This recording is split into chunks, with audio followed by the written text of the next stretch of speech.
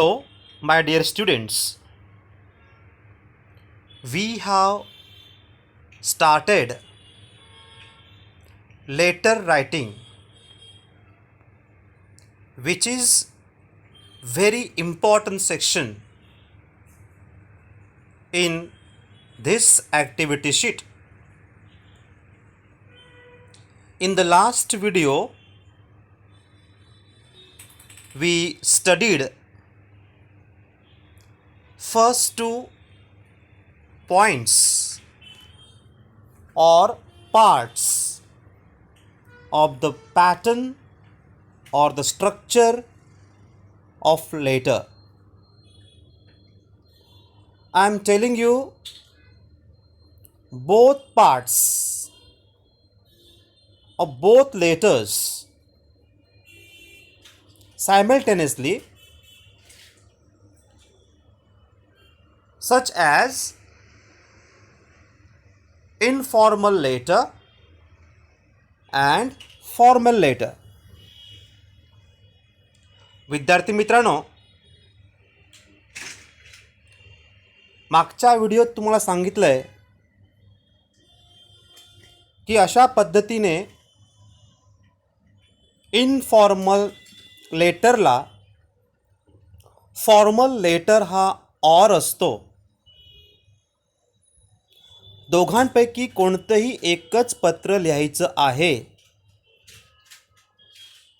दोन्ही प्रश्नांची उत्तर अजिबात लिहू नका.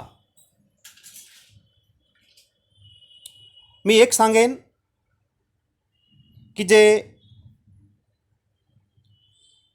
व्हॉट वी से जे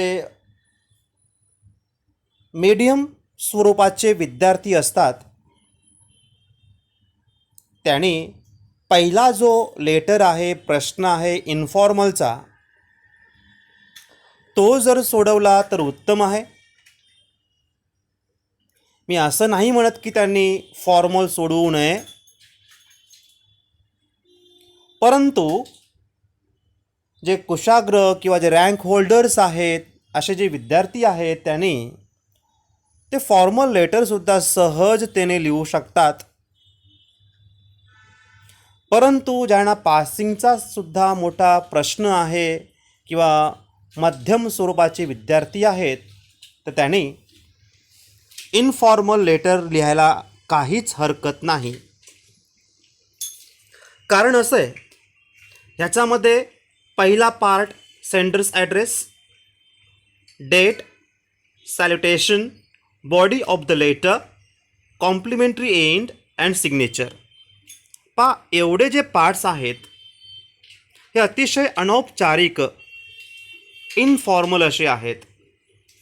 आपण मागच्या व्हिडिओमध्ये पाहिलं, पहिला पार्ट तो म्हणजे ॲड्रेसचा कसा लिहावा हे एक्सप्लेन केलं आहे.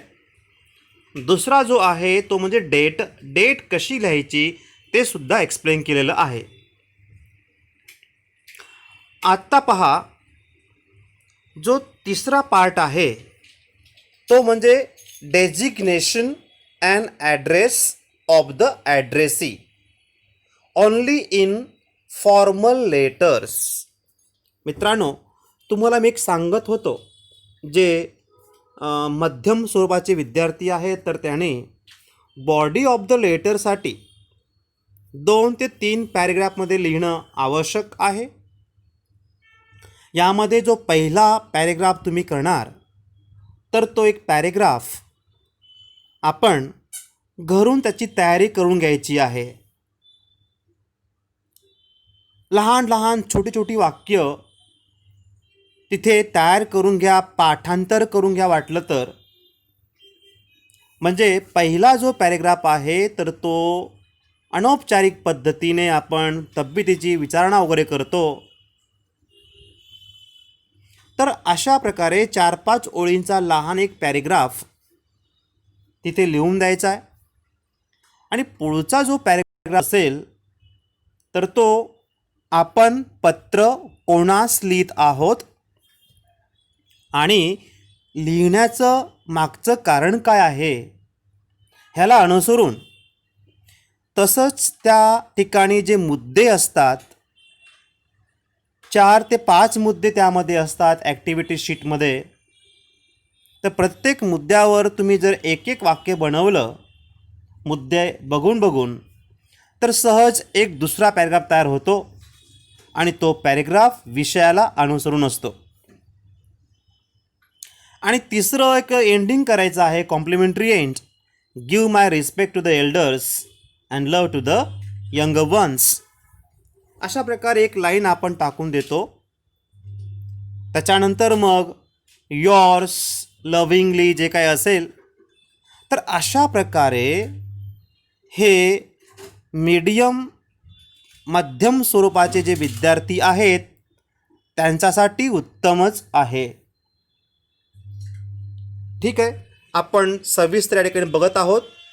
तिसरा पॉईंट आहे designation and address of the addressee. मित्रांनो, याचा अर्थ काय? तर डेजिग्नेशन म्हणजेच पद.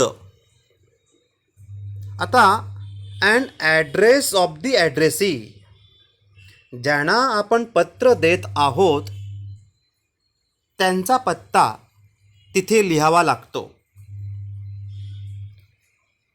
Only in formal letter. आणि हा जो प्रकार असतो हा फक्त फॉर्मल लेटरसाठी आहे.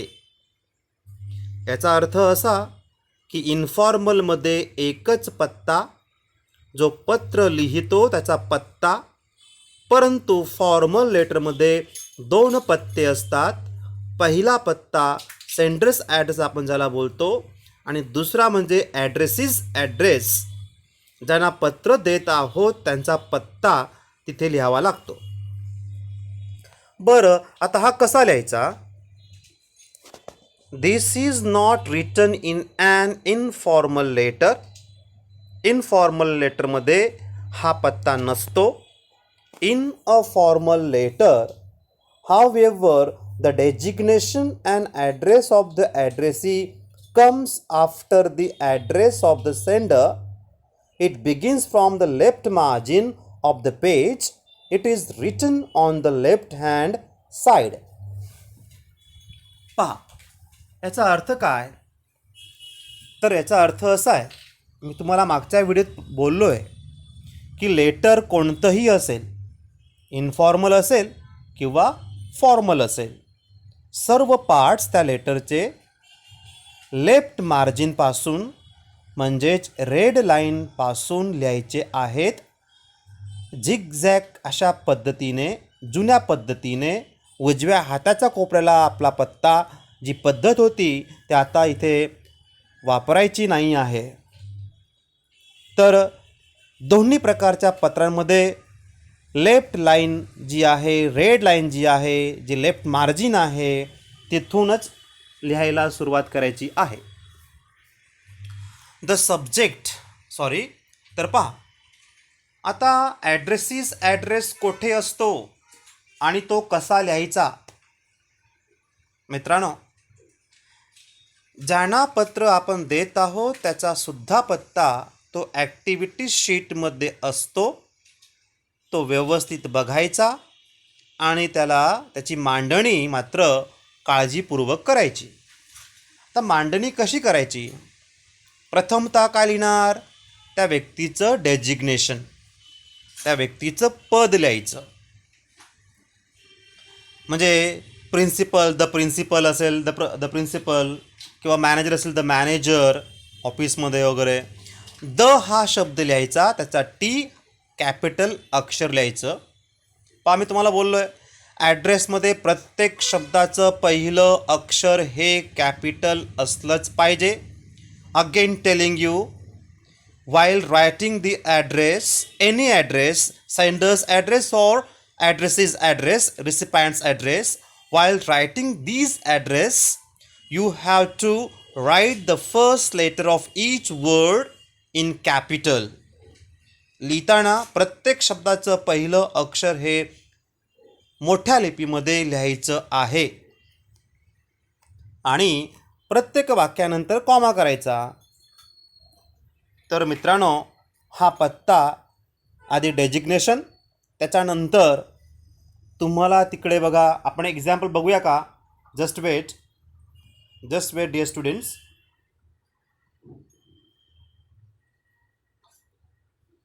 येस, तर पहा, आपल्यासमोर इथे मी एक प्रश्न दाखवत आहे. हा बोर्डाचा पेपर या ठिकाणी आहे. तर पहा, A2चा प्रश्न आहे, formal letter. Write a letter to the chief officer of Nashik municipal corporation, Rajiv Gandhi Bhavan, Nashik, for providing dustbins, brooms, garbage, trolley, etc. For no plastic campaign, you may add your own points. तर पहा, अशा प्रकारचा हा फॉर्मल लेटरचा प्रश्न आहे. आता ह्या प्रश्नात त्यांनी ॲड्रेस दिलेला आहे. कोणाचा? रिसिपायंट्स, ॲड्रेसीज, ज्यांना पत्र द्यायचा आहे त्यांचा पत्ता इथे आहे, तो शोधा आणि लिहायचा. आता पहा, वरती हा जो कॉमन प्रश्न आहे ना, याच्यामध्ये सुद्धा ॲड्रेस आहे. Anandi oblique Anand Ravi Jadhav, room number D470, Shriramnagar, Panchavati, Nashik, 422002. हा पत्ता जो आहे हा आपला म्हणजे सेंडर्स ॲड्रेस पहिला आपण लिहिणार डाव्या हाताच्या रेड लाईनला लागून. आणि फॉर्मल लेटरमध्ये हा जो पत्ता आहे तो कसा काय करणार बघा मग आता. तर या ठिकाणी पत्र कोणास द्यायचं आहे बघा, write a letter to the chief officer. पहा, चीफ ऑफिसर जे आहेत त्यांना पत्र द्यायचं आहे, द चीफ ऑफिसर. मग आता सुरुवात कशी करायची बघा. ॲड्रेसला प्रथम लिहिणार द चा टी लिहिला कॅपिटल, चीफ चा C capital, CHIEF, ऑफिसरचा O capital, officer. ठीक आहे. त्याच्यानंतर बरं काय करायचं, द चीफ ऑफिसर. वाटलं तर इकडे कॉमा करा, नाही दिला इथे तरी चालतो.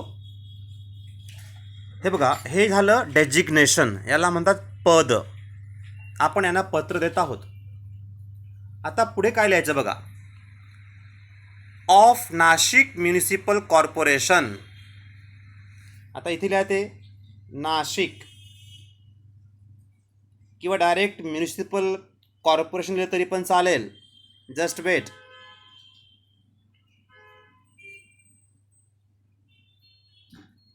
हां, आता बघा, म्युनिसिपल असं लिहिलं आपण, कॉर्पोरेशन ते लिहिलं, कॉमा करायचा. कॉमा करून झाल्यावरती काय करायचं बघा, जस्ट वेट. हां, आता पुढे बघा, राजीव गांधी आहे ते, राजीव गांधी भवन. वेट, आपण लिहिलं होतं the chief officer municipal corporation, comma करत जा, पुन्हा लिहू. ठीक आहे, the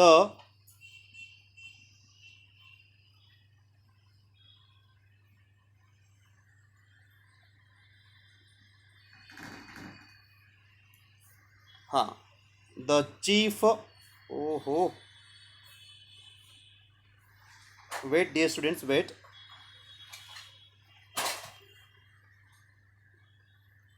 see here,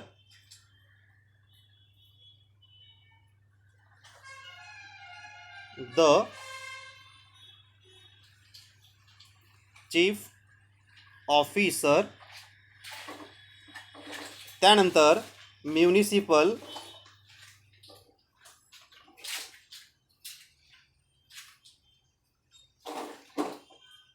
municipal corporation comma करायचा, पुढे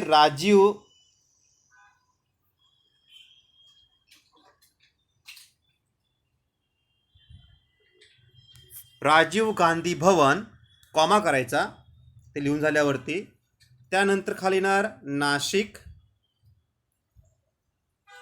फुल स्टॉप द्या, झाला पत्ता.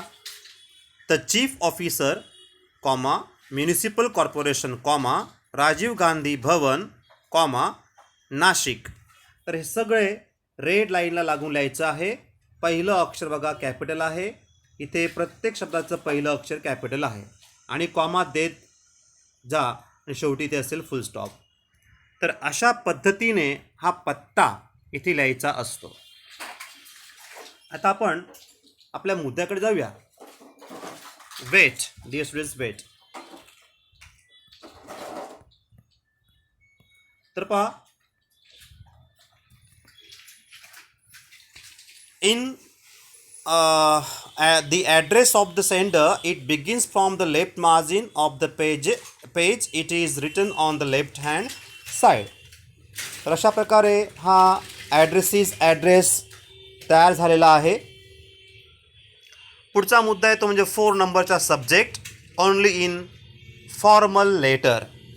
आणि सब्जेक्ट हा सुद्धा फक्त फॉर्मल लेटरमध्येच लिहावा लागतो, इनफॉर्मलमध्ये याची आवश्यकता नसते. पहा किती फरक आहे दोन्ही लेटरमध्ये. त्यासाठी सांगतोय की जे मध्यम स्वरूपाचे विद्यार्थी असतात त्यांनी जर का इनफॉर्मल लेटर लिहिलं तर ते लिहायला सोपं जाईल. आता सब्जेक्ट फॉर्मलमध्ये कसं लिहितात? The subject in a formal letter contains a short description or the point of discussion of the letter.